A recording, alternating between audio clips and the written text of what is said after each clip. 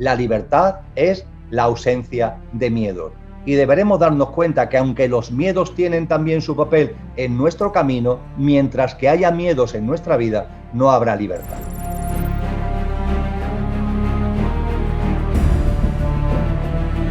Bienvenido, Emilio. Voy a hacer una pequeño intro, Emilio, si me lo permite. Obviamente sobran las presentaciones, pero bueno, para quien no conozca a Emilio, que sepáis que Emilio nació en Sevilla en el 58. Él es economista, experto internacional en desarrollo local por las Naciones Unidas y técnico de la Administración General del Estado. Emilio ha sido también profesor y colaborador de distintas universidades. Dirige y coordina diferentes programas de cooperación en Iberoamérica y en el Magreb. Y algo que él cuenta y relata muy bien en algunas conferencias y en su propio blog, pues tras una experiencia cercana a la muerte, pues comienza a extender pues, su labor en un ámbito más de autoconocimiento, filosofía y espiritualidad, ¿no? Tenéis su blog, emiliocarrillobenito.blogspot.com, que justo ahora os lo ha dejado en el chat, que tiene más de 8 millones de visitas, se dice pronto, pero ahí está. Y bueno, Emilio también ha publicado 56 libros, y no sé si este dato está actualizado, Emilio, ahora me corrige, y más de 500 artículos. Y también recientemente he sabido en unas conversaciones con Emilio, que es director de un proyecto, bueno, de dos proyectos online. Uno de ellos se llama la Academia de la Consciencia y otro se llama sociedaddistópica.com y bueno, sociedaddistópica.com, la Academia de la Conciencia.es. Y gracias por estar aquí. Y si te parece, comenzamos con una pregunta que igual es muy generalista, ¿no? Pero ¿cómo podríamos recuperar aquellos que en algún campo de nuestra vida o de nuestra parcela hemos llegado a perder la confianza en la vida por todo lo que estamos viviendo, ¿no? Desde que comenzó esta pandemia también por matizarlo, ¿no? Pues muy bien, Antonio, me parece estupendo que empecemos por ahí. Lo primero, comparto con vosotros el entusiasmo en todo lo que estoy oyendo de las palabras de Luis, de Antonio, todo lo que estoy viendo en vuestro chat, está lleno de entusiasmo. Y yo animo a mantener ese entusiasmo. Creo que no es difícil darnos cuenta de que hay un montón de influencias actualmente en la sociedad que lo que intentan es precisamente todo lo contrario, es desanimarnos, ofuscarnos, frustrarnos, encerrarnos. Y yo creo que es muy importante el tono, el talante, la vitalidad que percibo en estos momentos en este encuentro y mantener el entusiasmo. Y efectivamente, el entusiasmo tiene que ver también con la confianza en la vida, porque cuando la vida se contempla tal como es, la vida merece nuestra confianza. Y cuando la confianza, Antonio, nos inunda, también nos inunda el entusiasmo. La confianza en la vida es sencilla de definir, a lo mejor es más complicada de integrar. La confianza en la vida es percibir que todo en la vida tiene un sentido profundo, que todo tiene un porqué y un para qué, que nada sobra ni falta. La vida es un milagro continuo y la vida nos trae cada momento, cada instante, exactamente lo que necesitamos. No hay experiencias ni buenas ni malas. Todas las experiencias son exactamente la que en nuestro camino, la que en nuestro camino evolutivo, la que en nuestro camino de conciencia necesitamos y requerimos. Y cuando se comparte este convencimiento, corremos el riesgo de que se quede en lo intelectual. Sin embargo, os animo a que os deis cuenta de que las dos grandes pruebas, los dos grandes botones de muestras, los dos grandes pruebas del algodón, por decirlo de alguna manera, de la confianza en la vida, son prácticos y los tenemos a nuestro alrededor. El telón de fondo teórico es así de sencillo. En la vida todo tiene su sitio. La vida está llena de sincronías. En la vida no existen las casualidades, sino que todo está en plenitud de causalidades.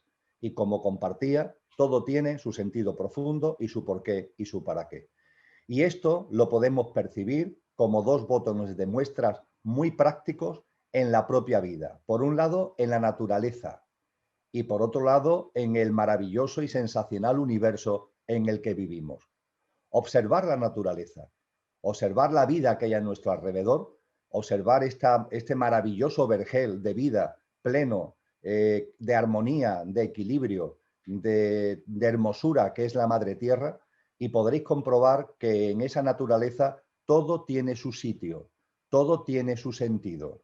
La luz y la oscuridad, el sol y la lluvia, todo tiene su sentido. Todo es cuando corresponde. Cuando nos observamos a nosotros mismos, podemos ver que a veces tiene demasiado peso eso que se ha dado en denominar el ego, nuestro pequeño yo, que anda por ahí siempre como ofuscado, preocupado, frustrado y siempre diciendo que las cosas tienen que ser lo que yo quiero, como yo quiero, donde yo quiero, cuando yo quiero. Uf, uf. Y vamos por la vida llenos de lastre, llenos de cargas, lleno de esfuerzos, lleno de autolimitaciones.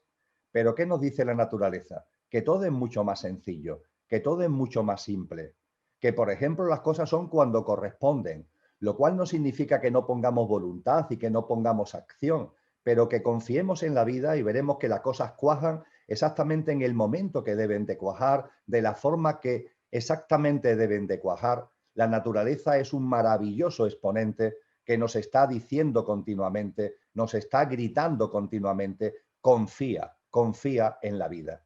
Y por otra parte, amigos y amigas, el universo.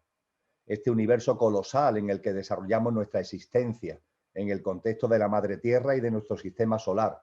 Cuanto más sabemos acerca de él, cuanto la ciencia y en particular la astrofísica más conoce del universo, mayor es nuestra sorpresa, porque empezamos a darnos cuenta fehacientemente de que en el universo hay un orden natural, hay un orden inteligente, que todo es exactamente como corresponde en cada sitio y en cada parte, que todo está interrelacionado, que todo está ligado y que todo es exactamente, como vengo insistiendo, con su porqué y su para qué, exactamente como corresponde. Nada está fuera en este universo al que se le calculan casi 2 billones de galaxias, con cientos de miles de millones de soles cada una de ellas. Algo espectacular.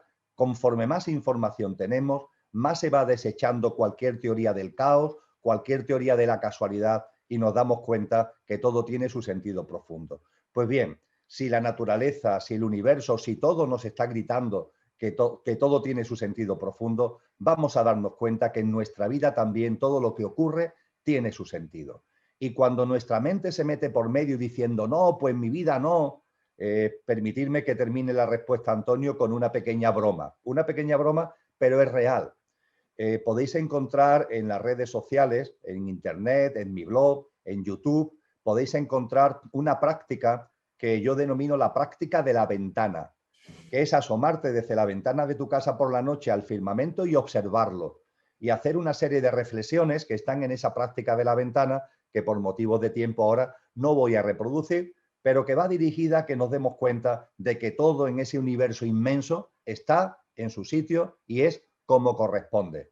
Y a partir de ahí hay personas que me dicen, bueno, Emilio, sí es verdad, en la naturaleza, en el universo, todo está en su sitio, pero mi vida no, mi vida no. Y desde el mayor cariño y también con una sonrisa, porque la risa es muy importante, me gusta responder, bueno, pues entonces tú serás eso que los astrofísicos denominan una singularidad espacio-tiempo. Todo está en su sitio menos tú. ¿No será quizás más probable que todo esté en su sitio y simplemente tú no te das cuenta? Y como decían los grandes sabios antiguos, Antonio, darnos cuenta de que en el universo todo está perfectamente encajado y que el único inquieto que anda por ahí eres tú. Cuando nos damos cuenta de esto, la sonrisa llega a nuestra boca, la serenidad, la paz y la confianza nos inundan y percibimos la vida y la vivimos de una forma muy distinta. Recuerdo perfectamente en el seminario que estuvimos ahí compartiendo en Madrid, este ejercicio como una dosis de realidad. Y no sé si fue lo más práctico, pero para mí fue como me metí tanto en el ejercicio y cuando estás ya a mitad del ejercicio, ya no necesitas ni siquiera seguir el ejercicio porque ya sabes por dónde va, ¿no? Es como ahí va ese estado de ridiculez, ¿no? Que muchas veces, o sea, ves como al ego desde otra perspectiva, desde fuera, y realmente sientes que muchas veces estamos como, bueno, pues adiestrados, ¿no? Como los caballos que vamos mirando simplemente como una parcela bueno, de realidad muy, muy, muy limitada y luego te das cuenta de que ni siquiera era una realidad, era una ilusión.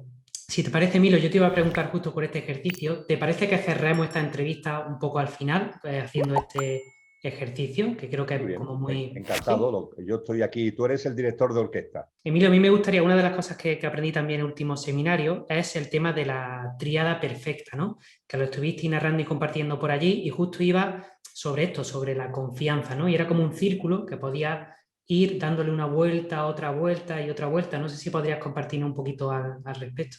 Muy bien, pues con mucho gusto, Antonio. Eh, Hemos empezado y seguimos hablando de la confianza en la vida. Y es importante, como nota a pie de página, que no olvidemos que la vida también somos nosotros, con lo que la confianza en la vida también conlleva la confianza en uno mismo. Esto es importante. La confianza en la vida nos incluye a nosotros mismos. La vida no es algo solamente que esté fuera, la vida también está en nuestro interior y somos nosotros mismos, con lo que la confianza en la vida también es una llamada a la confianza en nosotros. Desde el punto de vista de las tradiciones espirituales, de las escuelas filosóficas, de las aportaciones de maestros y maestras, sabios y sabias a lo largo de la humanidad, Antonio, la palabra confianza, la podemos poner aquí en esta parte de la pantalla, los maestros nos han enseñado que derivan una serie de cosas que podemos poner en horizontal o que podemos poner en vertical. Desde el punto de vista de la verticalidad, la confianza en la vida debe ir acompañada del compromiso con uno mismo. Entendiendo el compromiso con uno mismo, el compromiso con lo que realmente somos.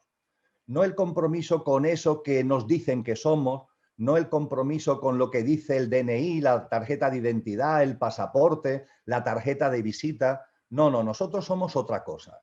Nosotros somos otra cosa con el nombre que cada uno quiera darle. A mí me gusta mucho insistir que la ciencia cada vez es más consciente que detrás de la apariencia hay una esencia. Da igual lo que sea, detrás de la apariencia, detrás de la forma, hay una esencia. Y en vosotros y en mí ocurre exactamente lo mismo. Detrás de la apariencia, detrás de eso que vemos a simple vista, hay una esencia. Y esa esencia tiene unos atributos y tiene unas cualidades que se plasman en esta vida física en un propósito de vida y en unos dones y talentos, en unas cualidades, facultades innatas que cada uno tenemos las nuestras, pero todos tenemos dones y talentos. Todo eso tiene que ver con el compromiso con uno mismo para sacar lo mejor de lo que realmente somos, para ser nuestra mejor versión. Y la confianza y el compromiso con uno mismo se le añade la perseverancia. La perseverancia no es esfuerzo.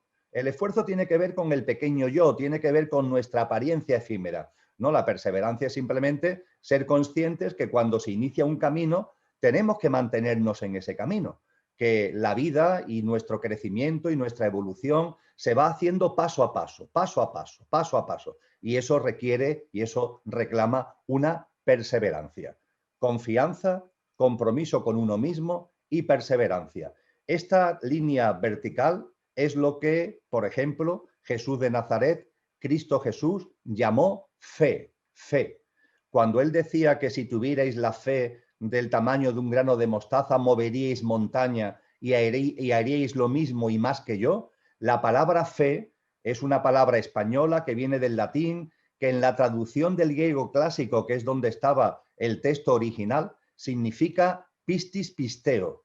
Y pistis pisteo es un vocablo como sustantivo o como verbo griego que significa precisamente, es un vocablo complejo, que significa confianza en la vida, compromiso contigo mismo y perseverancia. Esta es una línea fundamental cuando hablamos de la confianza. Y junto con esta línea en vertical hay una línea en horizontal.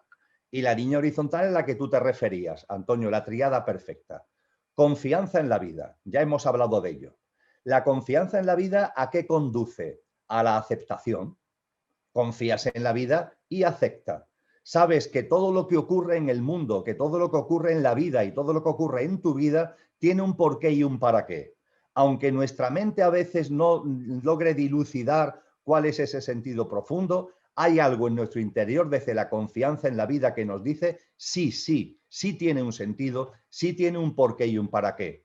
En la vida no hay problemas, en la vida lo que hay son experiencias, oportunidades. Todo lo que llega son factores de trampolín para que sigamos creciendo, para que sigamos sacando lo mejor de nosotros mismos desde ese compromiso y esa perseverancia a la que hacía referencia anteriormente. Y entonces nos va inundando la aceptación, que no es resignación, que no es impotencia, que no es encogerse de hombro diciendo no puedo hacer otra cosa, no, no, es una aceptación que es fruto de la confianza en la vida.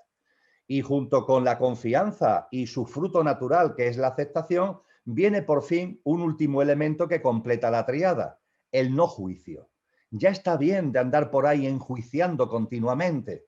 Menudo trabajón han asumido los seres humanos de estar permanentemente enjuiciando a la vida, sin darse cuenta que todo tiene su sentido, que las cosas no son ni buenas, ni malas, ni por qué, ni para qué, todo tiene su sentido.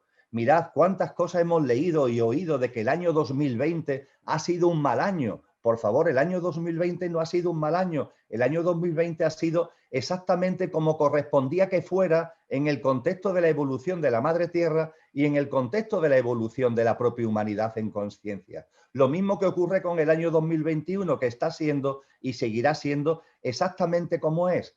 Pero ahí andamos enjuiciando todos, enjuiciando incluso la climatología. Ahí está el telediario con un señor o una señora que nos dice mañana va a hacer buen tiempo, mañana va a hacer mal tiempo. Por favor, el tiempo siempre es maravilloso y si llueve coges el paraguas, si hace frío te abrigas y si hace sol te pongas en mangas cortas y disfruta especialmente de ese día. Pero todos los días son maravillosos, la climatología no es ni buena ni mala. Estamos enjuiciando permanentemente todo y nos enjuiciamos a nosotros mismos, lo cual ya es tremendo. Las culpas, las cargas, los pecados.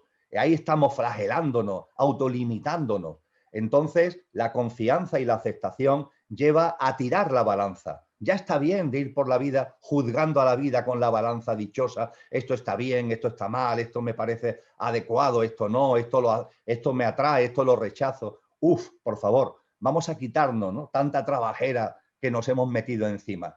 Esa es la tríada perfecta, efectivamente, Antonio, la confianza, la aceptación y el no juicio. Y esa tríada perfecta, como tú sabes muy bien, tiene un colorario, porque cuando confías, cuando aceptas y cuando no enjuicias, te puedes plantear, entonces, ¿esto qué significa? ¿Que me cruzo de brazos? No, todo lo contrario. Nos han enseñado por su propio ejemplo práctico de vida los sabios y sabias que la confianza, la aceptación y el no juicio a lo que nos lleva es a una acción, a actuar. Hay que actuar. En la vida hay que actuar. Para eso estamos aquí. Si no, ¿qué pintamos aquí? ¿Para cruzarnos de brazos?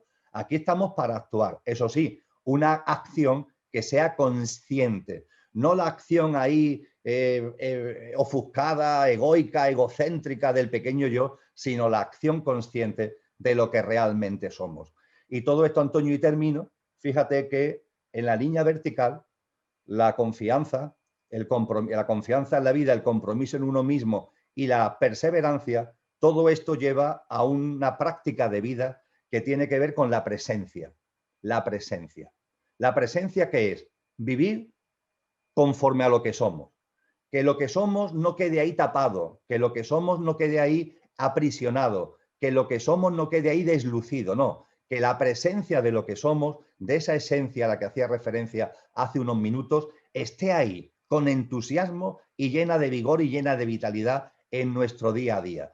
Y la tríada perfecta a la que hemos hecho referencia, la confianza, la aceptación y el no juicio, con su colorario natural, que es la acción consciente, también requiere la presencia. Con lo que tanto la línea vertical como la línea horizontal confluyen en la presencia. Insisto, entendiendo por presencia el vivir en coherencia con lo que somos, el vivir en consciencia que lo que somos, en vivir en consistencia con lo que somos, llenando la vida de entusiasmo, llenando la vida de nuestra energía y, por supuesto, con una enorme reverencia hacia la propia vida. Emilio, esto de la nueva normalidad como concepto que le han puesto, que yo no sé de dónde la han sacado, que igual es muy interesante etimológicamente, no sé si le podríamos tirar un poquito de la cuerda, pero sobre todo, no sé si en tu visión o en tu experiencia tiene alguna realidad esta nueva normalidad con aquello o con ese proyecto que has desarrollado de distopía. No sé si nos podría hablar un poquito de esa distopía, ¿no? Porque yo siempre hablo de la utopía, ¿no? De hecho, tenemos un programa que se llama Utopía y creo que al final, como vivimos en este plano físico dual, cuando está la utopía está la distopía, ¿no? Al final, una y la otra son las que se equilibran. Para ti, ¿esta distopía en qué consiste? Y no sé si es igual o tiene algo que ver con esta nueva normalidad que nos están haciendo creer en nuestro mapa. Sí, están muy relacionadas. La distopía y la nueva normalidad están muy, muy relacionadas. La nueva normalidad, la verdad es que permíteme y permitirme todos y todas que me sonría, porque la capacidad que tiene el mundo político y el mundo mediático para inventarse palabras y expresiones que no dicen nada, que no significan nada, que son puro bla, bla, bla, bla, e incluso la transformación de palabras fuertes, de conceptos fuertes, vaciarlas de contenido por completo, forma parte de una de las grandes habilidades de esos políticos y esos periodistas que intentan ser flautistas de Hamelin para que vayamos detrás de ellos a través de proclamas tan falsas como vacías, tan falaces como huecas. La distopía, Y que no Antonio. vamos a juzgar, por supuesto, porque nosotros no somos ni más ni No, menos. no, pero las palabras, vamos a ver, cuando hablamos de juzgar, no significa que no haya un discernimiento. Es decir, si yo comparto que tú tienes una barba larga, una barba, había una persona en el chat que dice, ¿hasta dónde va a crecer esa barba? Si hacemos la observación de que tienes una barba crecida, que es como decía mi abuelo, una barba crecida, eso no es un juicio, es que tienes una barba crecida. Si alguien me dice que yo tengo una gafa con unos lentes gordotes, eso no es un juicio, es que es verdad que yo tengo una gafa con unos lentes gordotes. Y es indudable, está más que estudiado, que desde el punto de vista político y mediático hay una enorme capacidad para vaciar los conceptos y transformarlo en vacío. De la distopía, para entenderlo, y aprovecho ahora para volver a esto ahora mismo, en la distopía, durante el siglo XX, se empezó a hablar por primera vez de la distopía. Seguro que la mayoría hemos oído hablar de utopía, la utopía. Menos personas han oído hablar de la distopía. De hecho, el término utopía viene de muy atrás. Se cree que de la obra de Tomás Moro, ese gran sabio, ese gran personaje inglés, prácticamente de la Edad Media, que escribió un libro que tiene como título Utopía. La utopía siempre se ha entendido como una humanidad futura ejemplar, una humanidad futura, una humanidad por venir ejemplar en todos los sentidos, absolutamente ejemplar. Y la distopía es algo que aparece después. Se cree que aparece como término a finales del siglo XIX, en unos discursos que un economista da en el Parlamento británico, un economista muy acreditado, John Stuart Mill, que parece que es el primero que acuña un término que es lo que en castellano llamamos distopía. Si la utopía es una humanidad futura ejemplar y deseable, la distopía es una humanidad futura alienada, sufriente y, por tanto, indeseable. Utopía y distopía.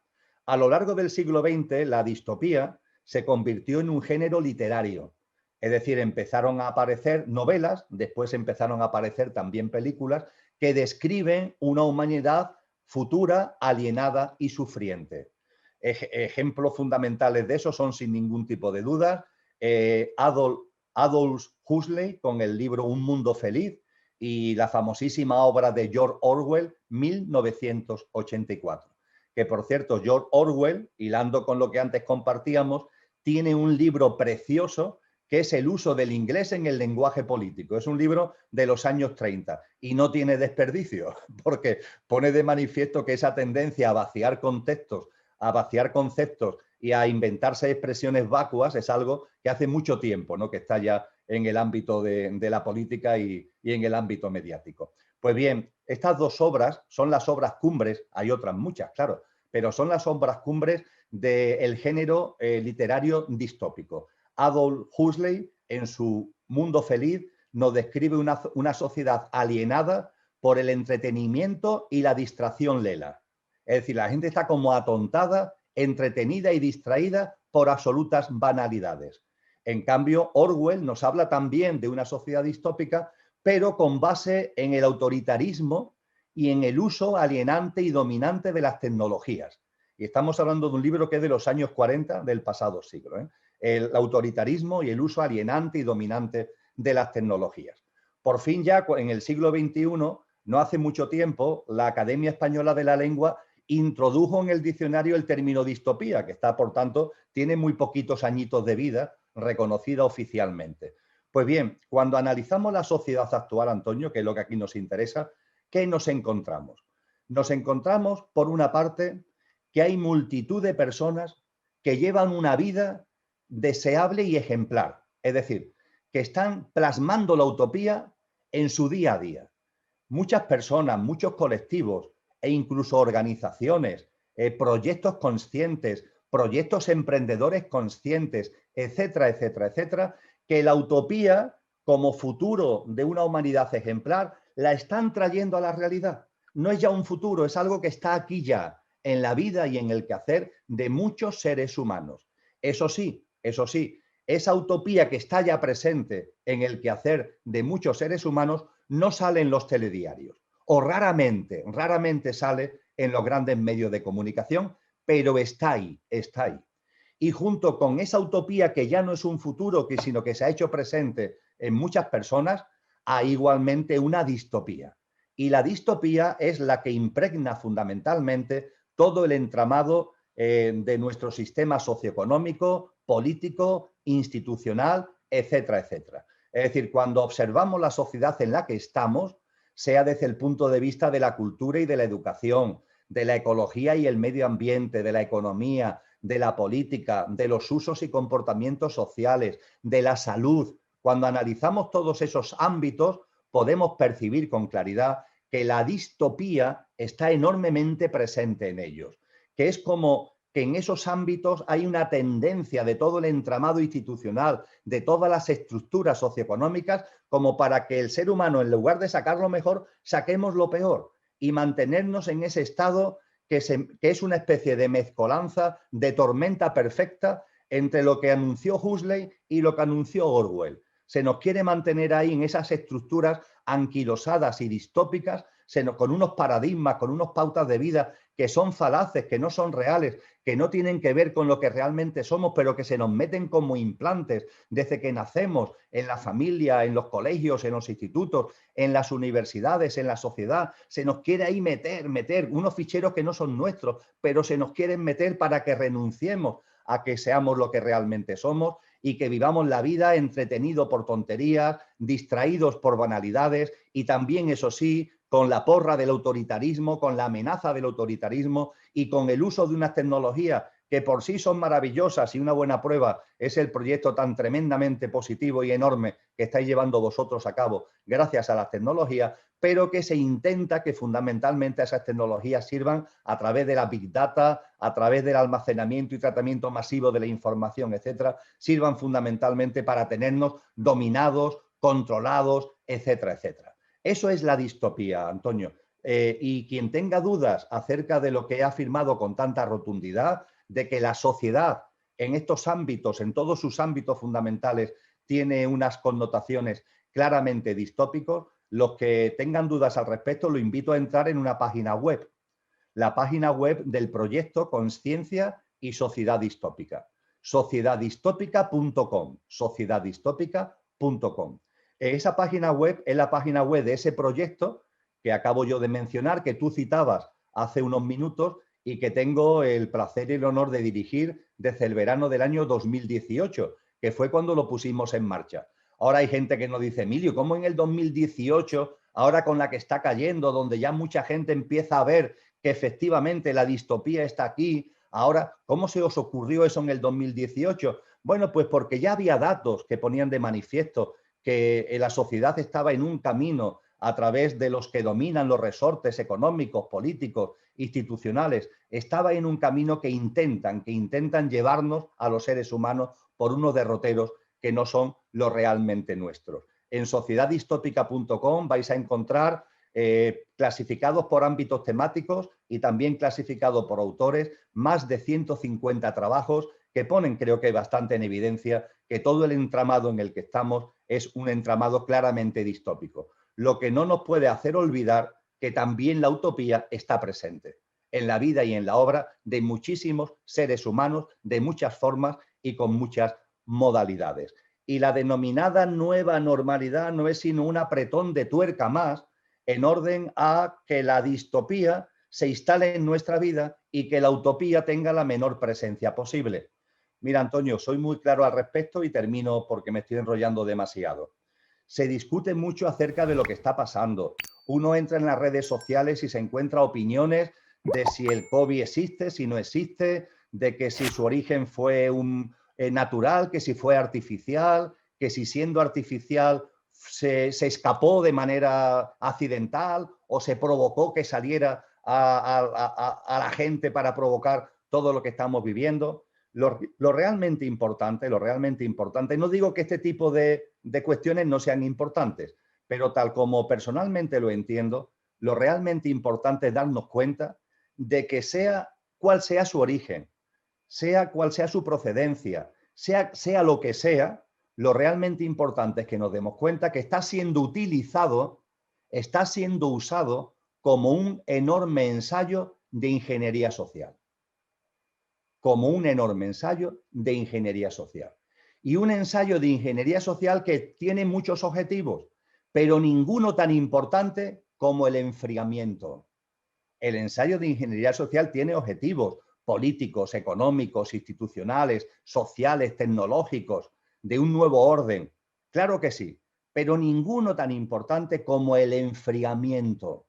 El enfriamiento que se está manifestando en el intento de meter unas prácticas de vida, unas pautas que nos alienen todavía más a través del distanciamiento social, la ruptura de las relaciones personales, familiares y sociales, el recelo hacia el otro, el miedo hacia el otro, el miedo hacia la vida, la desconfianza hacia la naturaleza y hacia los seres humanos, el ninguneo de nuestros valores y de nuestras cualidades, porque las tecnologías son maravillosas, pero las tecnologías, por mucho que avancen, y avanzan y avanzarán muchísimo, no van a poner nunca en cuestión lo que es el espíritu humano, la capacidad de sensibilidad, de intuición, de inspiración, los valores que nos hacen absolutamente humanos, y se nos quiere ningunear, se quiere que esto se nos olvide por completo y que el enfriamiento, el distanciamiento, el miedo, el recelo sea lo que prima. Esa es la nueva normalidad, Antonio. La nueva normalidad es una palabra hueca que esconde detrás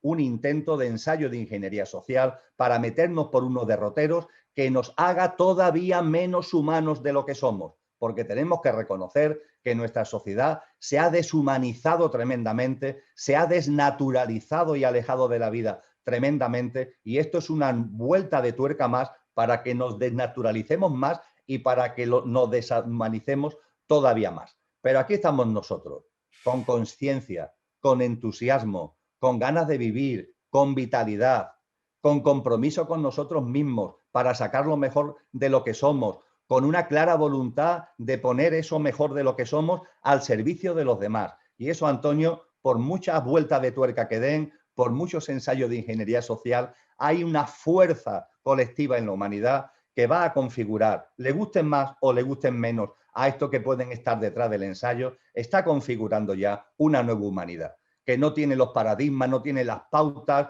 no tiene el estilo de vida, no tiene el formato de existencia que ellos quieren, sino que permite que vivamos y colaboremos y convivamos entre nosotros de una forma que es mucho más coherente con lo que late en nuestro corazón y brilla en nuestra alma. Te agradezco, Emilio, tu franqueza, no solo ahora, ¿no? Pero yo creo que el hecho de quitarnos de vez en cuando el sombrero ante personas pues valientes, ¿por qué no decirlo, no? ¿Por qué no poner este concepto? Porque hay muchas personas que seguramente no digan las cosas por ese temor, por ese miedo, por esa desconfianza ante sus seres queridos, ante las instituciones, y seguramente como a ti o a mí no habrán, pues yo cada vez que abro la boca me ponen a parir, y más como estamos ahora, ¿no? Que hay un ambiente como muy tenso en toda la sociedad, en el que las redes sociales pues están, bueno, YouTube se ha convertido en el nuevo Telecinco, tristemente, ¿no? El que pues hablar mal de ciertas personas o hablar, dar opiniones contrarias a un bando o al otro siempre trae visibilidad, ¿no? Esa intención que al final está detrás de todo, de hablar de otra persona, de otra cosa, una causa externa a ti, pues parece ser que mueve, ¿no? A los sentimientos y las emociones de mucha gente. y escucharte yo creo que, bueno, decídmelo en el chat, ¿no? Pero a mí me da una paz, ¿no? Es como un sentimiento que tampoco se puede manifestar de otra manera ni se podría explicar intelectualmente, ¿no? Porque es algo más emocional. Y Emilio, hemos hablado de nueva, ¿no? En este caso nueva normalidad, pero hay otro concepto tuyo que a mí me fascina y es el de nueva humanidad, ¿no? Son muy parecidos, incluso si lo decimos rápido, nosotros que somos andaluces se confundirían, ¿no? Pero no sé a ti, pero a mí me gusta más el concepto de nueva humanidad. ¿Podría explicarnos un poquito de dónde viene eso y si más o menos nos estamos acercando a pesar de toda esta distopía de la que estamos hablando? Pues encantado, Antonio. Es sencillo, lo de la nueva humanidad es sencillo porque de la misma forma que la palabra distopía está en el diccionario muy recientemente, sin embargo, la nueva humanidad está, entre comillas, anunciada hace muchísimos siglos, hace milenios. Han sido muchas las tradiciones espirituales, las escuelas filosóficas, los sabios y sabias que desde hace mucho tiempo han hablado de que en un momento determinado la actual humanidad, la actual, daría paso a una nueva humanidad. Por tanto, en sentido estricto, la nueva humanidad es la que sigue a esta, a una humanidad que ha cumplido un papel, que ha tenido una función y que en un momento determinado se queda vieja, entre comillas, le sucede una nueva humanidad. Decía Cristo Jesús, hablaba del final de esta generación humana. Esta generación humana hay un momento determinado que concluye para que arranque una nueva generación, una nueva humanidad. En ese sentido, la nueva humanidad es una humanidad más coherente con lo que somos.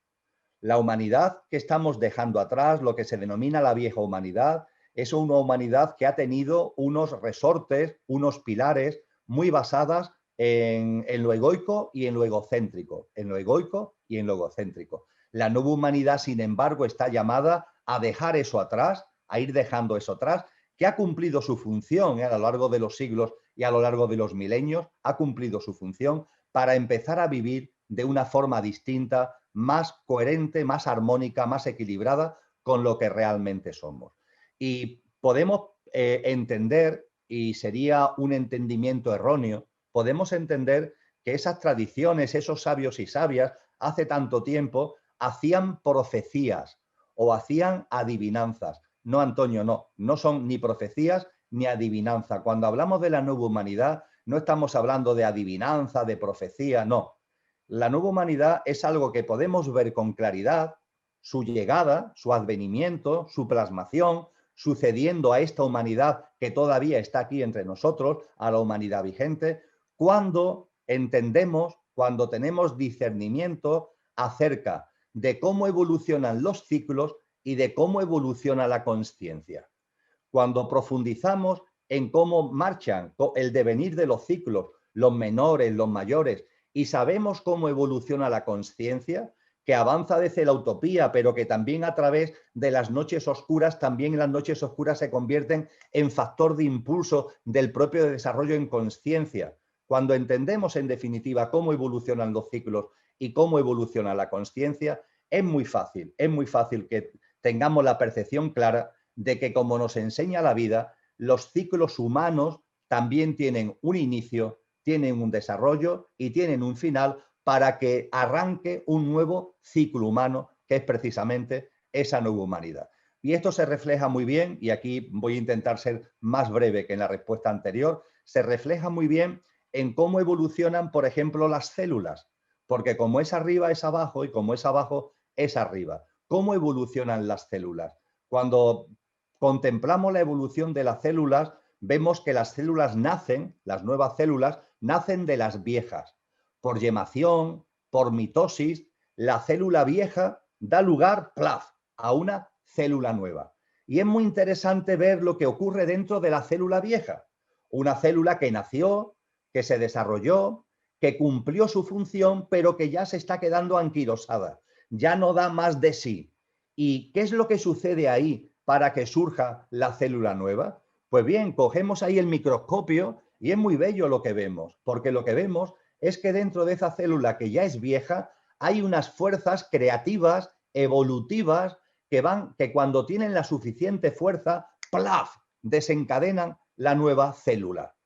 Eso sí, también es curioso que con el microscopio vemos que junto con esas fuerzas evolutivas, creativas, que cada vez van teniendo mayor consistencia, cada vez van teniendo mayor potencia para dar lugar a la nueva célula, junto con esas fuerzas creativas y evolutivas, también hay unas fuerzas anquilosantes, también hay unas fuerzas retardatarias, también hay unas fuerzas involutivas. Las involutivas y las evolutivas están dentro de la propia célula vieja. Finalmente se produce la circunstancia de que las fuerzas creativas y evolutivas adquieren ya la potencia suficiente para que surja la nueva célula. Pues bien, cuando esto que es lo micro lo pasamos a lo macro, que es la humanidad, también en lo macro, esto podemos verlo en las galaxias, podemos verlo en la conformación del universo, pero en fin, no vamos ahora a irnos por esos derroteros. Cuando esto que acabamos de compartir desde el microscopio lo pasamos a la humanidad, podemos ver que la humanidad ha sido como una célula que nació, que se desarrolló y que ha cumplido su función. Yo tengo una convicción de que lo que somos no vive una sola vida, vive una cadena de vidas, vive distintas vidas. Y a lo largo de esta humanidad hemos ido aprendiendo, hemos ido evolucionando. Lo que ahora somos es consecuencia de un camino que hemos desarrollado en esta humanidad que hoy ya no concuerda con nosotros, que hoy ya no es coherente con nosotros, pero nos ha servido durante mucho tiempo. Es como cuando tenemos, yo qué sé, 12 años y tenemos un traje y en un momento determinado damos un estirón. ¿Qué sucede? Que el traje se ha quedado estrecho. A ese traje no lo tenemos que aborrecer, le tenemos que estar agradecidos. Nos sirvió cuando correspondía. Ahora bien, hemos crecido, hemos evolucionado. Esta humanidad ha crecido y ha evolucionado. Y ese traje ya no nos vale. Y ese traje contemplamos la sociedad que tenemos a nuestro alrededor, esta sociedad con estas connotaciones distópicas de las que hemos hablado, y no tiene que ver con nosotros. Ahí hay algo que ya nos está diciendo, esto no es, este traje a mí ya no me vale, yo necesito unas hechuras mucho más anchas, con unas perspectivas distintas, con una conciencia mucho más abierta, y en eso estamos, Antonio. Y podemos ver que en la humanidad hay fuerzas evolutivas, claro que sí. Las personas que estamos en este foro, millones, cientos de millones, miles de millones de personas anónimas en su inmensa mayoría, que están desarrollando esa utopía en su vida cotidiana, y esas fuerzas creativas están ahí. Y yo estoy convencido que ya prácticamente tenemos las fuerzas creativas necesarias como para que la nueva humanidad sea una realidad. Bueno, pero ahí andan también las fuerzas involutivas, las fuerzas anquilosantes, que intentan retrasar, que intentan influir para que el espíritu humano no pierda fuelle a la hora de la generación de esa nueva célula, de esa nueva humanidad. Pero no tenemos que estar preocupados, la verdad. Yo creo que tenemos que ser conscientes de que todo tiene su porqué y su para qué, y de que curiosamente, cada nueva distopía que provocan esas fuerzas involutivas, yo lo llamo olas distópicas, cada nueva ola distópica que esas fuerzas involutivas provocan, son un nuevo trampolín para que cada vez más gente se aglutine en torno a las fuerzas creativas y evolutivas. No hace mucho tiempo vivimos la crisis financiera del 2008-2013. La inmensa mayoría de vosotros y de vosotras sois muy jóvenes, pero esa crisis fue enormemente potente. De hecho, no ha terminado, de hecho sigue ahí. Sus secuelas siguen estando entre nosotros. Y eso en principio destrozó la vida de muchas personas. Pero yo conozco muchos amigos y amigas, muchos conocidos y conocidas, que esa ola distópica les forzó a ver la vida de otra manera, a replantearse la vida de una manera distinta, a darse cuenta de que no hay que estar siempre mendigando una actividad laboral, que no hay que estar siempre mendigando unos ingresos, que tenemos capacidad como para nosotros mismos generar nuestra propia actividad laboral con relación a nuestros dones y talentos, que tenemos capacidad para generar un entorno de abundancia desde lo que realmente somos. Y ahora ha venido otra nueva ola distópica, la de este ensayo de ingeniería social llamada crisis sanitaria o pandemia en la que estamos. Y es verdad que hay muchas personas que quedan presas del miedo, del pánico, ahí andan con el distanciamiento, con los recelos, pero también hay muchas personas que se han dado cuenta de cosas gracias a todo lo que estamos viviendo y que han decidido dar un paso en su vida de transformación y de coherencia. Con lo que, curiosamente, las olas distópicas que provocan las fuerzas involutivas Mira por dónde, aunque ellos no lo quieran. Eso no es su propósito, ni justifica el dolor y el sufrimiento que acarrean. Pero mira por dónde cada nuevo calentón que ellos le dan al recipiente es una oportunidad para que la rana salte del recipiente. Porque si lo calentaran poco a poco, la rana se adormecería y moriría hervida. En cambio, cuando los calentones son como los que a ellos les gustan, porque no pueden ser de otra forma, porque es lo que les va, enormes calentones distópicos, eso es una oportunidad para que la rana, las ranitas, perdonadme el ejemplo, las ranas son maravillosas, los seres humanos también, pero somos distintos, pero vale la analogía, ¿no? Para que las ranitas humanas demos un salto de conciencia, brinquemos, salgamos del recipiente en el que nos quieren mantener y empecemos a vivir de una forma que realmente sea consistente con lo que es nuestra esencia y con lo que es nuestra naturaleza, Antonio. Hola Emilio, ¿qué antídoto, mira qué buena analogía también, ¿no? ¿Qué antídoto recomiendas para contrarrestar los efectos del experimento actual de esta ingeniería social? El antídoto, en definitiva, consiste en lo siguiente. Lo que aquí tenemos delante como un ejemplo práctico, ahora lo voy a teorizar, ¿vale? Pero es muy sencillo. Primero, tomemos conciencia de que estamos en un huracán de magnitud aceleradamente creciente. Es decir, la distopía, como una casa que es una ruina, esto se está cayendo. Esta sociedad no da más de sí. Intentan que no lo veamos, intentan de alguna forma ocultarlo, intentan buscar ahí mecanismos para ver cómo esto pueden seguir estirando el chicle, pero aquí los cascotes están cayendo continuamente. Esto es un huracán de magnitud aceleradamente creciente, están viniendo olas distópicas y vendrán más, y cada nueva ola distópica será más fuerte, es y será más fuerte que la anterior. Estamos en un huracán de magnitud aceleradamente creciente. Y esto hay que saberlo, pero no para tener miedo, todo lo contrario, para que no tengamos ningún miedo. En la vieja célula a la que hemos hecho referencia está en un estado tal que inevitablemente va a provocar estos removimientos. Y ante ellos lo que tenemos que comprender es que son los estertores de algo que ya está acabando para que nazca algo nuevo.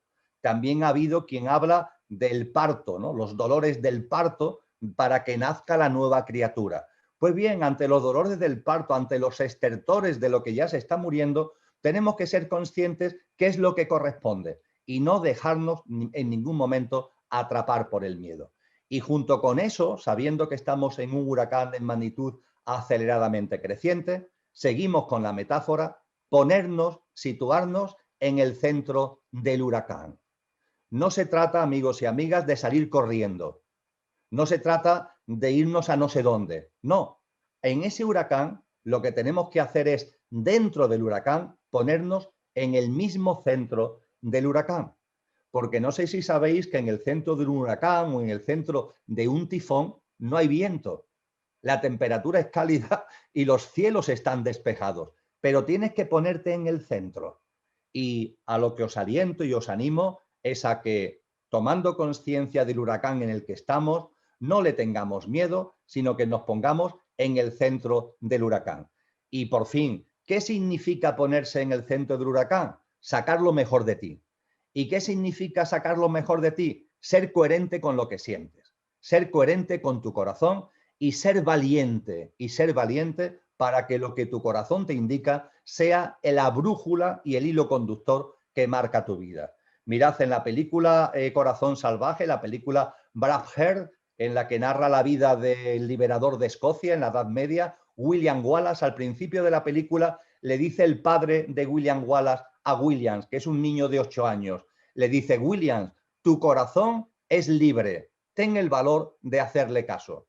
Pues eso es lo que nosotros nos tenemos que repetir todos los días. Nuestro corazón es libre, vamos a tener el valor de hacerle caso. Eso significa situarse en el centro del huracán, para vivir en armonía, en equilibrio, en conciencia, en serenidad con lo que realmente somos, sacando lo mejor de nosotros mismos y poniéndolo al servicio de los demás. Así que el antídoto es, en definitiva, conciencia.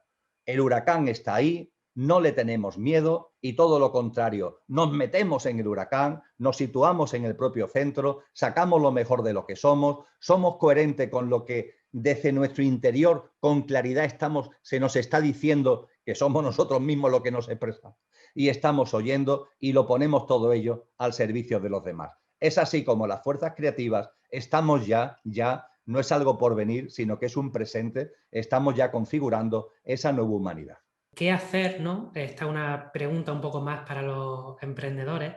¿Qué hacer cuando hay bajones de ánimo y esto al final te termina restando la motivación intrínseca para seguir el emprendimiento del proyecto que había iniciado?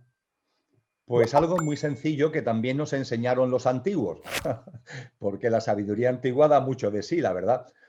Los antiguos hablaban de la nariz vertical. La nariz vertical, amigos y amigas, tiene 3 componentes: autoobservación, toma de conciencia y aceptación. Ya está, fijaros qué sencillo. Te observas, tomas conciencia de lo que se está moviendo y aceptas.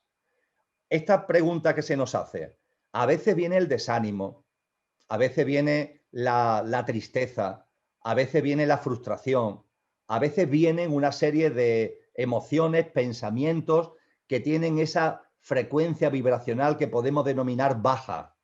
Pues bien, la nariz vertical, ¿qué es lo que nos dice? Tienes que observarte, tienes que tomar conciencia de lo que se mueve en ti y a partir de ahí, acéptalo. Que tienes ese desánimo, que tienes ese bajón, te observas, tomas conciencia de que eso está ahí y no te pelees contra ese desánimo, no te pelees contra ese bajón, no lo rechaces, acéptalo. Porque en la vida, en las circunstancias y en el devenir de la vida, todo tiene su sitio. Y tiene su sitio la alegría, y tiene su sitio la tristeza, y tiene su sitio las efervescencias que somos capaces de comernos el mundo, estados de ánimo que nos lanzamos, y también tiene su sitio esos bajones. Y la nariz vertical, ¿qué utilidad tiene? Y diré, bueno, ¿y esto de qué sirve? El que algo tan elemental como que me observe, tome conciencia y acepte, ¿esto para qué sirve? Probarlo, probarlo.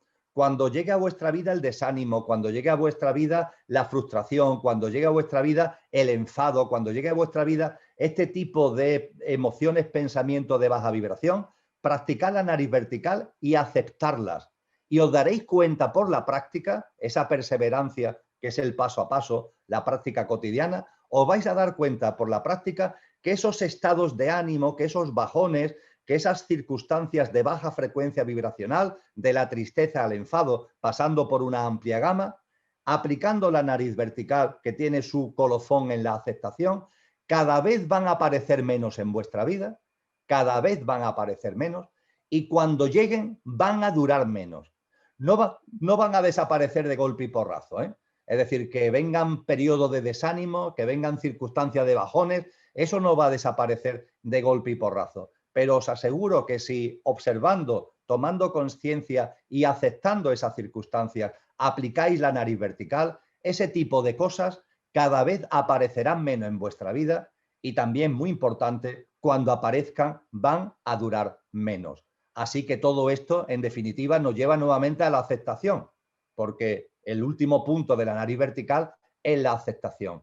Y ya sabemos que para que podamos aceptar plenamente hace falta confianza en la vida, de la que hemos hablado mucho en la tarde de hoy. Confía en la vida, practica la aceptación. Cuando vengan esos bajones, eso tiene que ver con el propio devenir de la vida. No te pelees, no lo rechaces. Entiende que esas cosas aparezcan en nuestro camino. A veces aparece el cansancio, a veces aparece incluso la depresión, pero nosotros confiamos en la vida, aceptamos y desde esa aceptación seguimos nuestro camino, seguimos ese paso a paso en el que vengo insistiendo y en la confianza en la vida veremos cómo la vida nos va abrazando y todo se va articulando para sacarnos de esas circunstancias, entre comillas, adversas, que también habrán tenido su sentido profundo si han llegado a nuestra vida. Qué bueno. Como complemento de esta aceptación, que yo creo que al final es como la piedra angular, por así decirlo, hay una frase muy buena del doctor David Hawking que dice: a lo que te resiste, persiste, ¿no? Al final todo ocurre por algo y cuanto más bloqueamos ese sentimiento, esa emoción, ese contexto que está ahí por algo, Cuanto más lo bloqueamos, cuanto más lo rechazamos, se vuelve a repetir esa situación una y otra vez, hasta que finalmente pues, abres los brazos y la aceptas, ¿no? Nos pregunta Esther García, ¿qué somos? Es la primera. Y la segunda me parece muy interesante. ¿Qué responde una persona que sabe quién es la pregunta? ¿Quién soy? Lo cierto es que, entendiendo la segunda pregunta, van enormemente ligadas la primera y la segunda, sin ningún tipo de duda. Para percibir qué es lo que somos, yo invito a una práctica enormemente sencilla, que es que te sientes, que nos sentemos en un sitio cómodo.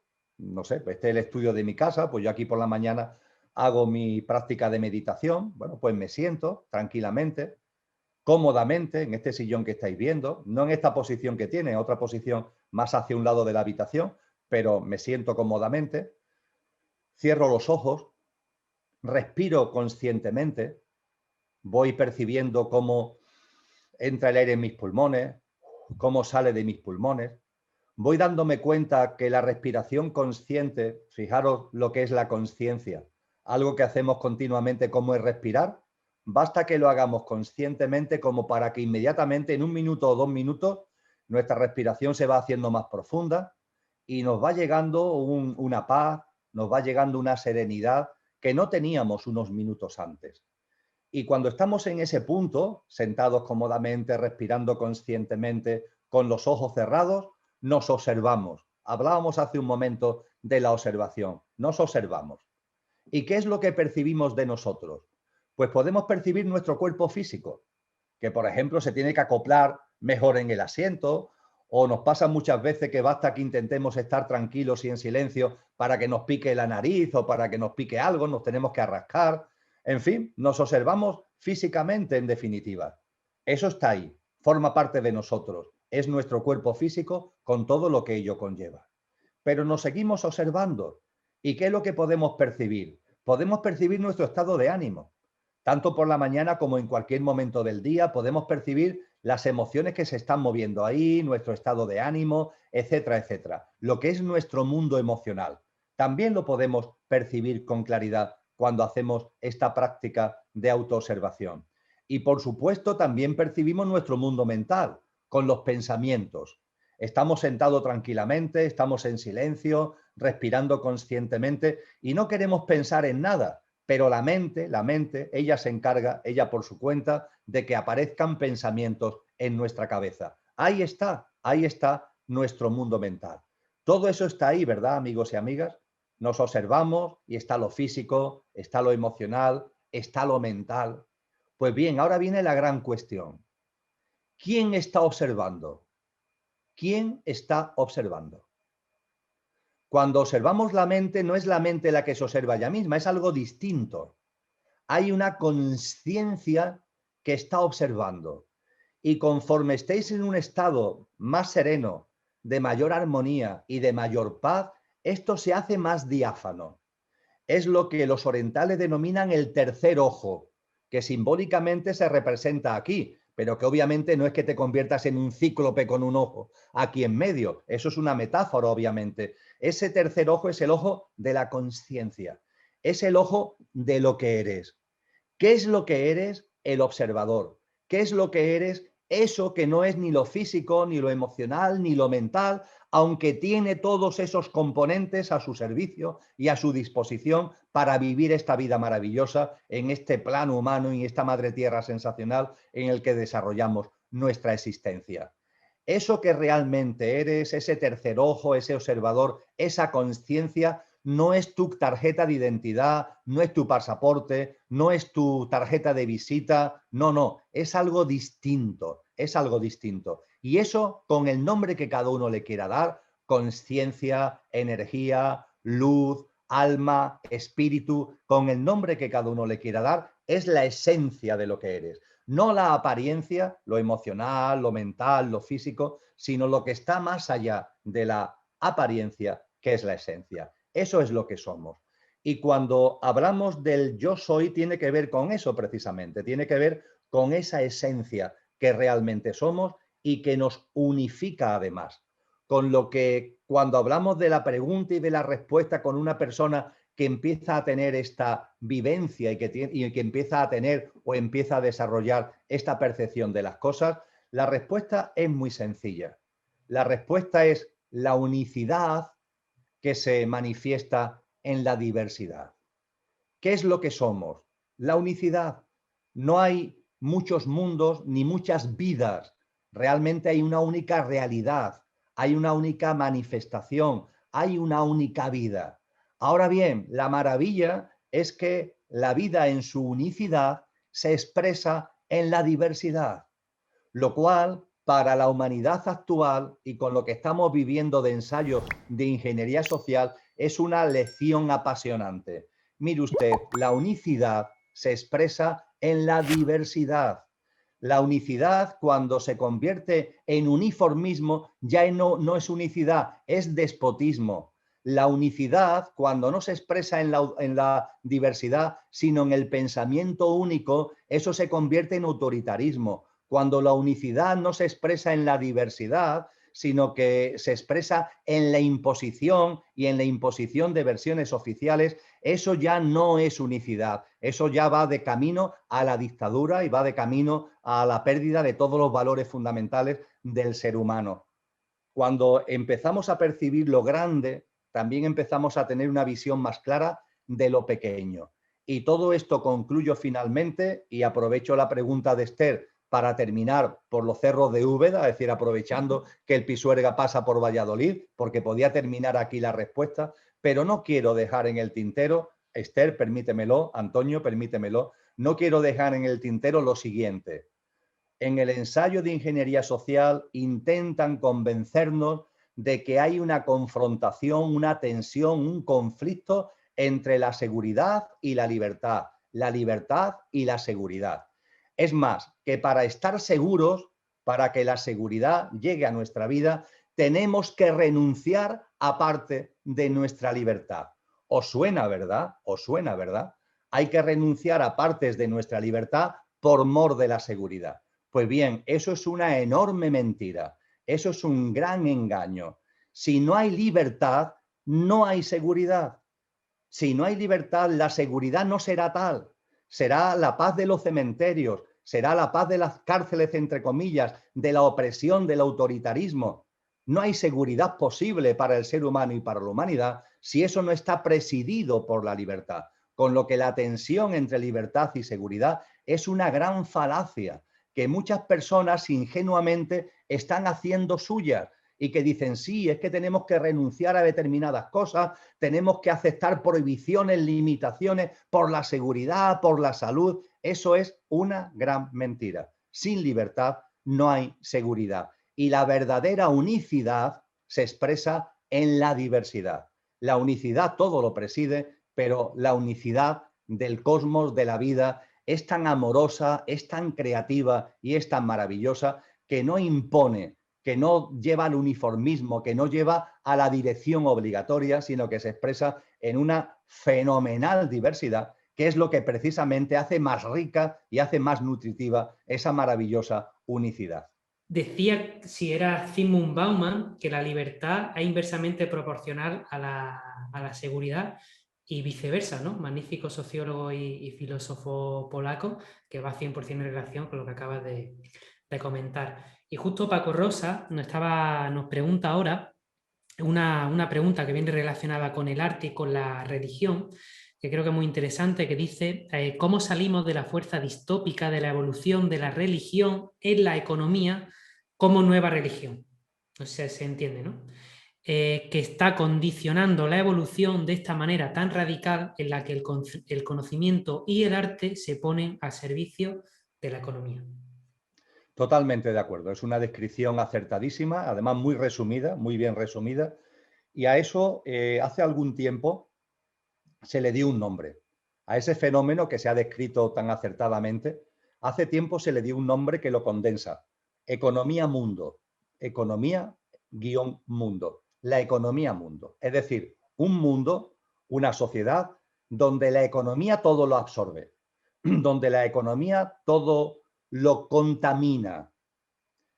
Os parecerá casi increíble que en el siglo XIX en la parte final del siglo XIX, en las artes, por ejemplo, en el movimiento artístico, hubiera una corriente artística que se denominó el arte por el arte.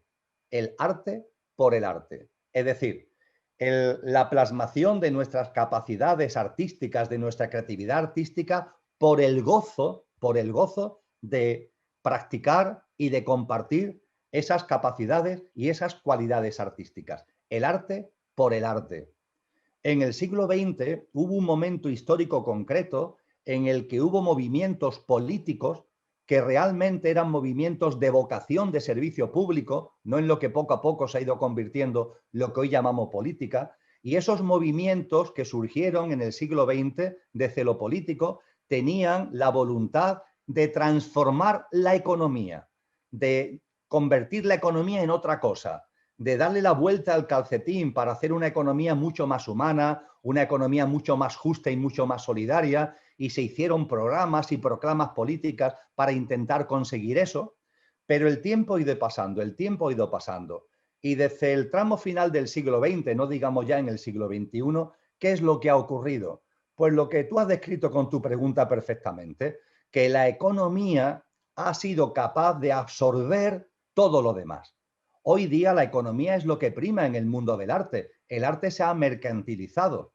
Y de la política, ¿para qué hablar? La política se ha convertido simplemente en una marioneta, en un títere de los grandes poderes económicos, de esas grandes transnacionales que las 10 principales, no hace falta que pongamos muchas más, las 10 grandes transnacionales que hay en el mundo mueven al año más, tienen al año y mueven al año más capacidad económica que 180 países juntos. Imaginaros el dato. Según Naciones Unidas hay 193 países en el mundo, pues hay 10 grandes corporaciones que se mueven por el mundo a sus anchas y que ellas solas tienen mayor capacidad que 180 países. Esta es la realidad en la que estamos. Una economía especulativa, cortoplacista, que se basa no ya en la producción, no ya en la generación de bienes y servicios, porque la ganancia, amigos y amigas, no está la ganancia de los grandes poderes económicos, de esas grandes transnacionales, no se encuentra ya en producir lo más posible al menor coste posible para venderlo al mayor precio posible. Eso forma parte de la historia. Hoy día donde se gana dinero es en la especulación, en los movimientos de capitales absolutamente especulativos, cortoplacistas, pasando por encima de cualquier criterio humano, primando por completo la ganancia por encima de cualquier otra cosa. La economía, amigos y amigas, se ha convertido, ha cogido la sartén por el mango y hoy estamos en una economía mundo. Dicho esto, ¿qué es lo que podemos hacer? Esto que acabo de comentar es así. Y tú y yo y nosotros no podemos hacer nada en el sentido estricto del término. Es decir, no se trata de intentar pelearnos con esto. Ahí está la economía mundo. Forma parte del huracán de magnitud aceleradamente creciente al que hacía mención anteriormente. Ahí está. No te pelees con eso. No te pelees. Métete dentro. ¿Y meterse dentro qué significa? Vive tu vida. Desarrolla tu proyecto emprendedor, desarrolla tu actividad consciente de un modo y de una manera que no tengan los implantes, los paradigmas que esa economía mundo quiere imponer. ¿No os dais cuenta que los que, entre comillas, quieren dominarnos, nos dominan con nuestro consentimiento porque nos meten implantes? Son implantes que tenemos, sistemas de creencias, perspectiva de la vida, deseos, prácticas de vida basadas en el consumismo, basadas en un estilo de vida siempre corriendo, siempre trepidante, en el culto a la velocidad, relaciones personales fundamentadas en querer tener razón, en el dominio, en intentar convencer a los demás, etcétera, etcétera, etcétera. ¿No os dais cuenta que todo eso son implantes que tenemos y que nos podemos quitar?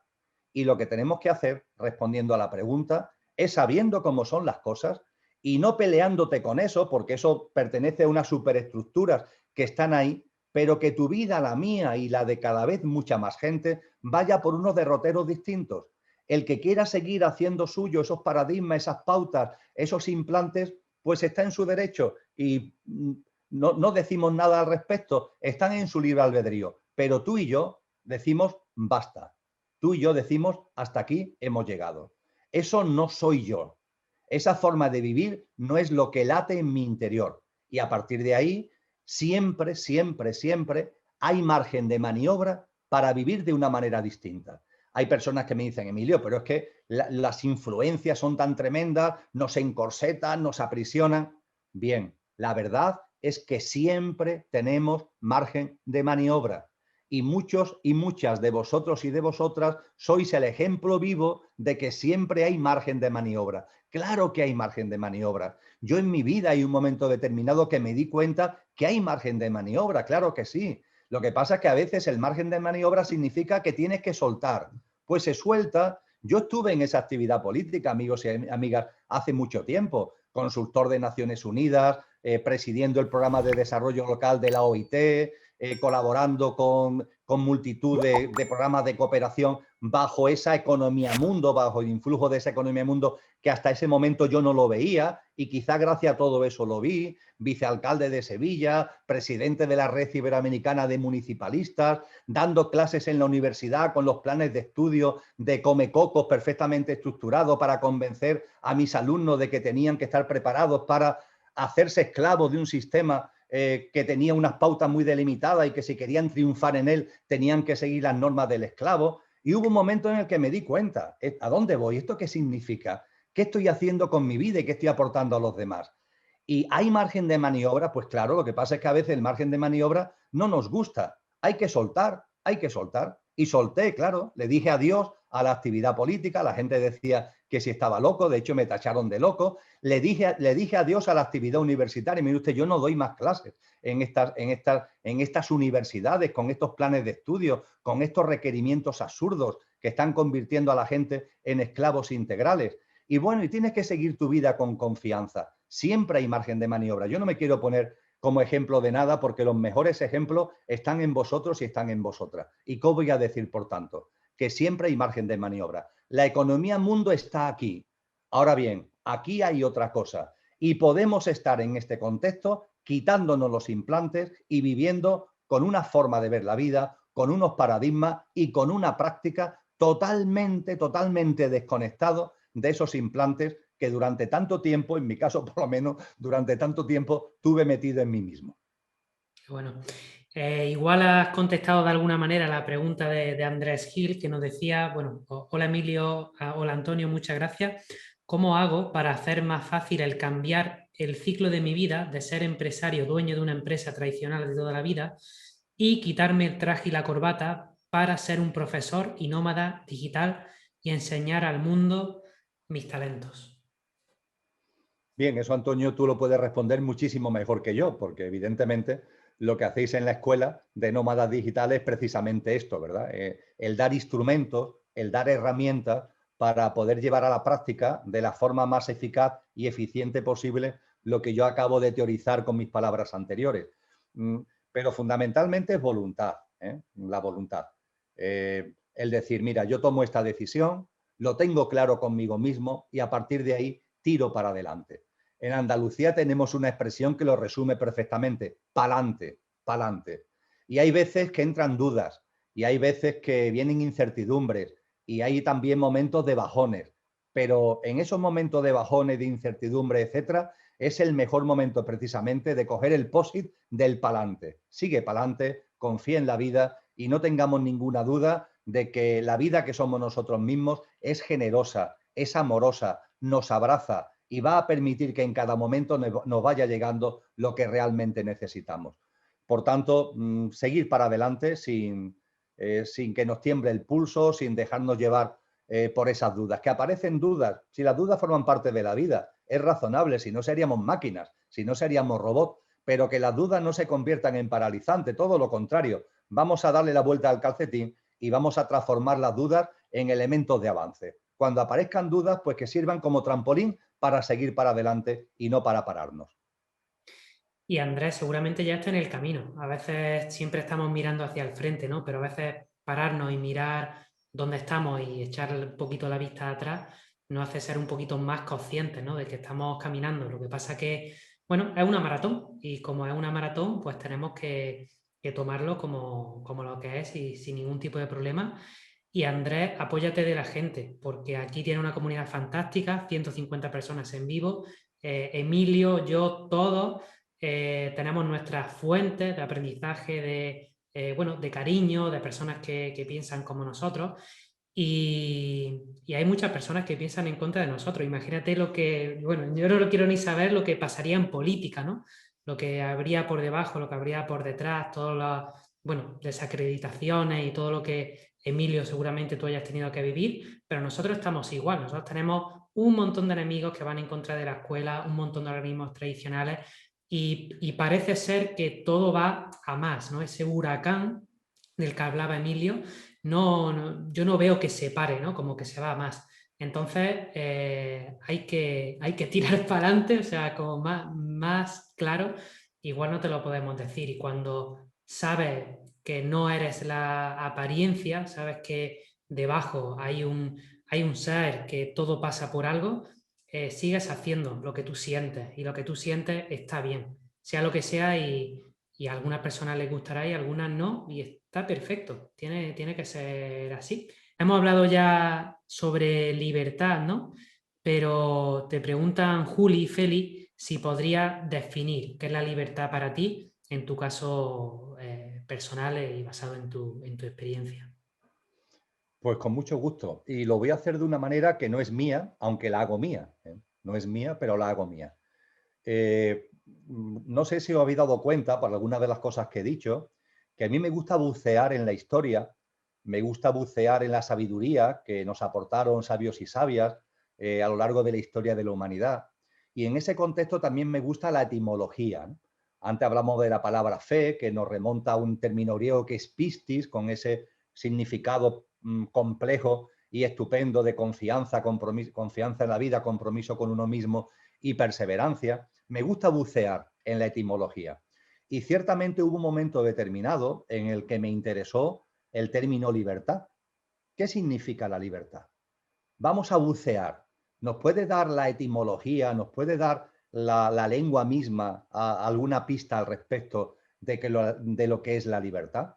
Y mirad, fui buscando a las líneas indoeuropeas, a las corrientes lingüísticas indoeuropeas, que están, como sabéis, en la raíz de la mayoría de las lenguas modernas, por lo menos las occidentales, y pude percibir que la palabra libertad es una palabra que su misma raíz sirve para, poniéndole un prefijo, construir otra palabra. Cuando se le pone a la palabra libertad en el lenguaje antiguo un prefijo que sea lo contrario, que sea el antónimo, un prefijo para significar lo antónimo, cuando se le pone ese prefijo, eso da lugar a otra palabra. ¿Cuál es la palabra? Miedo. Miedo. La libertad y el miedo son extremos polares. Eso en los lenguajes modernos se ha ido perdiendo. Pero fijaros, hay un idioma que es el mayoritario actualmente en el mundo y que lo hablaremos más o menos los hispanohablantes, pero algún conocimiento tenemos al respecto. Estoy convencido que lo que voy a compartir ahora del inglés lo sabemos todos, las 150 personas que estamos aquí ahora mismo reunidas. ¿A qué me refiero? Mirad, en inglés la palabra libertad es freedom, ¿verdad? Freedom. La raíz es free, que significa libre. Esto más o menos lo sabemos todos. Pues bien, daros cuenta que si a la raíz free le ponemos un prefijo, una A, para que signifique lo contrario, nos encontramos con la palabra afraid, que en inglés significa tener miedo, ser temeroso. Es decir, esto que me encontré en las corrientes etimológicas de la palabra libertad y su conexión, entre comillas, con el miedo, fíjate por dónde nos lo encontramos también todavía en el idioma más hablado actualmente, o uno de los idiomas, no sé si es el que más, la verdad, porque hay muchos hindis y hay muchos chinos, pero es uno de los idiomas más hablados del mundo. ¿Esto a qué nos lleva? Algo muy sencillo. La libertad es la ausencia de miedos. Ya está. ¿Cómo podemos definir la libertad? Como la completa ausencia de miedos. Una persona libre es una persona que no tiene miedo. Y ojo, los miedos tienen también su función en el camino, ¿eh? En el camino de la conciencia, en el camino evolutivo, todo tiene su sitio. Y cuando hay miedos en nuestra vida, le aplicamos la nariz vertical. Nos observamos, tomamos conciencia de que ahí hay miedos, miedos a soltar, miedo al perder unos ingresos, miedos a unas rupturas, que hay miedo y desde la aceptación esos miedos se irán diluyendo. Pero en la medida en que esos miedos se vayan diluyendo, iremos alcanzando la libertad. Y finalmente la libertad será plena cuando no haya ningún miedo en tu vida. Ni miedo a cosas materiales, ni miedos a cosas inmateriales. Y por supuesto, cuando vaya desapareciendo también ese miedo tan presente y tan escondido en la humanidad actual, que es el miedo a la muerte. La libertad es la ausencia de miedo. Y deberemos darnos cuenta que aunque los miedos tienen también su papel en nuestro camino, mientras que haya miedos en nuestra vida, no habrá libertad. Así que la etimología creo que nos resuelve perfectamente la definición o el acercarnos al trasfondo de lo que la libertad es y lo que la libertad significa. Qué bueno. Creo que ha quedado de manifiesto, como en la misma biblioteca que vais detrás de Emilio, que sabe de lo que habla porque sé que estudia mucho. De hecho, hace poco, ¿no?, compartía en el audio que estaba de vacaciones, pero justo de vacaciones tenías tus periodos también de estudio y de lectura. Así que bueno, hemos dejado un montón de libros y ejemplos que podéis seguir, digamos, buscándolo por vuestra cuenta, ampliando información, profundizando en detalles y en conceptos. Y creo que algo muy interesante que deberíais de hacer, os voy a dejar ahora mismo el link, y es que en este Telegram de Emilio Carrillo, ¿vale? Se llama Emilio Carrillo, actividades, vídeo y texto. Ahí, bueno, Emilio y no sé si tu equipo, o eres tú, varias personas, está Lola, tú. Sí, lo leí yo, ese es el equipo compacto. Pues Lola y Emilio comparten diferentes actividades que están haciendo, algunas son online, otras son presenciales. Entonces, incluso los que sé que venís, algunos de aquí que estáis en Costa Rica, en México, en Colombia, etcétera, etcétera, podéis hacerlas online algunas de ellas, otras son también presenciales, como la que hice yo. Entonces, bueno, os invito a suscribiros al canal porque, bueno, todos los meses tienen alguna actividad, seminario, y yo creo que, bueno, os va a encantar seguir profundizando en ciertos... Son temáticos, lo cual es la enhorabuena, ¿no? Lo podéis hacer todo el año o podéis hacer cada mes si os interesa el tema en específico que se brinda en esa ocasión. No sé si es que Ana, sé que una persona la había comentado antes por el chat, no sé si ha sido tú, Ana Hallado, si podrías contar cómo fue tu recaída física que te hizo evolucionar en tu nivel de conciencia a tu proceso en meses en el hospital. También podemos remitir, si quieres, al post del blog, que ahí lo cuentas, pero bueno, ya lo que tú prefieras, Emilio. Bueno, con mucha brevedad, mi camino de conciencia lo tenía muy clarito cuando era jovencito y hubo un momento determinado, y todo tiene su sentido, que me fui por otros derroteros. No obstante, cuando en el año 2000, una serie de circunstancias, nada de noches oscuras, fueron circunstancias entre comillas maravillosas, me llevaron a ir poco a poco a retomar el camino de la conciencia, que en un momento concreto ya me llevó a centrarme en la filosofía, la historia, la espiritualidad fundamentalmente. En el 2005 publiqué mi primer libro con relación a estos temas, Los códigos ocultos, y en el 2008-2009 todo esto me llevó a soltar la actividad política, soltar la actividad universitaria. Y fijaros, cuando estaba en ese punto, y por tanto mi mente podía decir, oye, yo ya he hecho un buen trabajo. La realidad es que me quedaba mucho camino por delante, y la vida me dio un regalo. Haciendo montañismo, bajando de Sierra Espartero, que es una sierra que está a 60 kilómetros de la ciudad de Sevilla, se nos hizo de noche por nuestra torpeza, por nuestra negligencia, y yo me caí, yo me precipité. Me caí, me di un montón de porrazos contra zarzas, contra piedras. Me pude haber matado, pero curiosamente lo único que me pasó es que me fracturé el peroné de la pierna izquierda. En comparación con lo que me podía haber pasado, nada en absoluto. Pero, a las 3 semanas, esa fractura de peroné me originó trombos. Y esos trombos me impactaron con una serie de problemas, además de fallos en el diagnóstico médico, y me provocaron finalmente una situación que se produjo el 29 de noviembre del año 2010 a las 16 horas, donde viví lo que se conoce como una experiencia cercana a la muerte. Y durante un tiempo pues estuve clínicamente fallecido, pero viviendo unas experiencias espectaculares que por otra parte tienen que ver con toda la vivencia que en tantas experiencias cercanas a la muerte, desde la que recoge Platón, porque Platón ya en su libro La República, en las últimas páginas de La República, se narra una experiencia cercana a la muerte de un soldado llamado Pues bien, yo viví una experiencia cercana a la muerte como tantos otros seres humanos. Y eso me posibilitó que cuando volví a la vida, pues todo el camino que venía ya recorriendo desde 10 años antes, pues se asentó mucho más, se armonizó mucho más. La recuperación fue muy lenta, esto sucedió en noviembre, hasta septiembre del año siguiente no pude volver a tener una cierta actividad, pero eso a su vez fue otro regalo que me hizo la vida porque me permitió mucho silencio, mucho encuentro interior, mucho estudio, mucha autoobservación, mucha toma de conciencia, mucha aplicación de la nariz vertical a muchas cosas que me estaban viniendo en ese momento encima. Y la verdad es que todo eso lo recuerdo como algo que la vida me regaló. La confianza en la vida me hace ver que eso no fue una mala experiencia, que va, eso fue un regalazo que la vida me hizo. Por la noche, cuando se haga de noche allí donde vivís y que el cielo, la climatología permita tener un cielo donde se vean estrellas, no hacen falta que sean muchas estrellas, porque si vivís en núcleos urbanos, posiblemente muchas estrellas no veréis, pero con que se vean unas cuantas es más que suficiente. Pues bien, en una noche así, acercaros a la ventana de vuestra casa o a vuestro balcón y mirad hacia esas estrellas.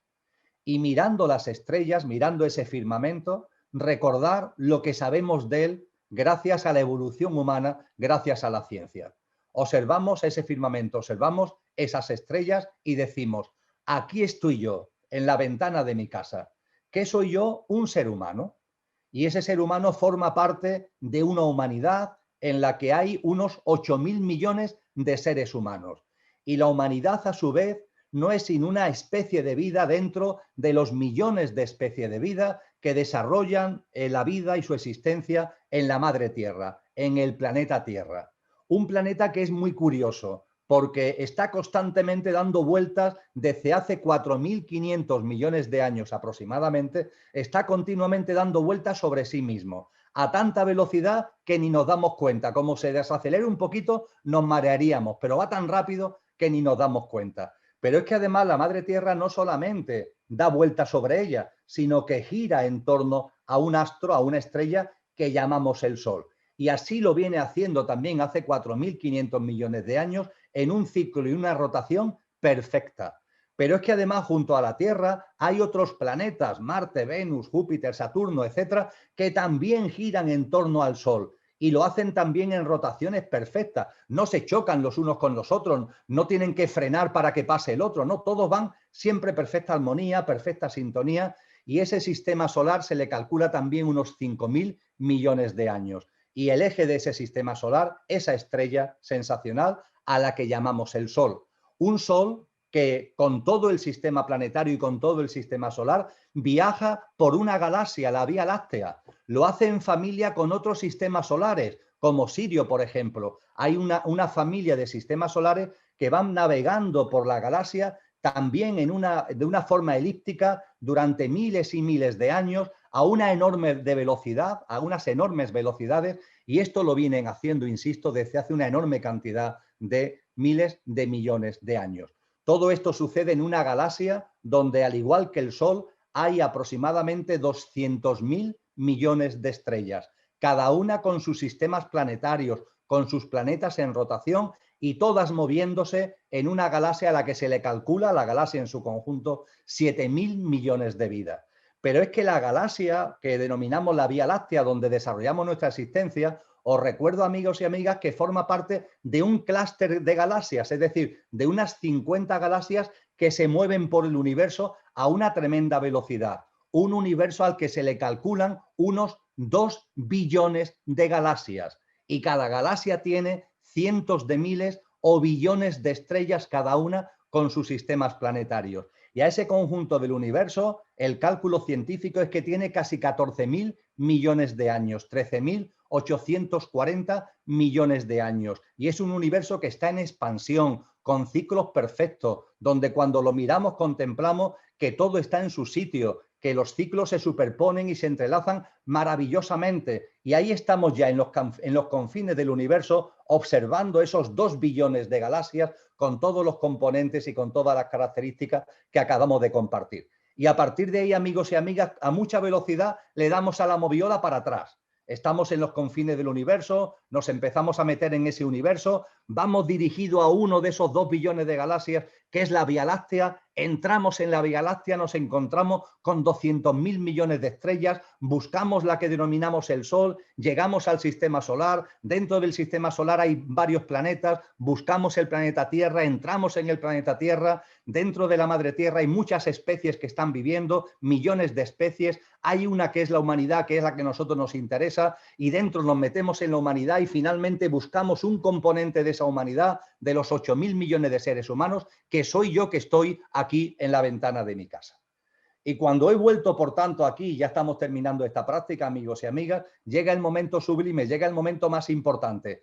Miramos ese firmamento, lo seguimos mirando y levantamos la mano con el dedo índice y señalamos ese firmamento y decimos en voz alta, que se enteren los vecinos, por favor, decimos en voz alta, pues aquí hay algo que no funciona, aquí hay algo que yo creo que habría que cambiar.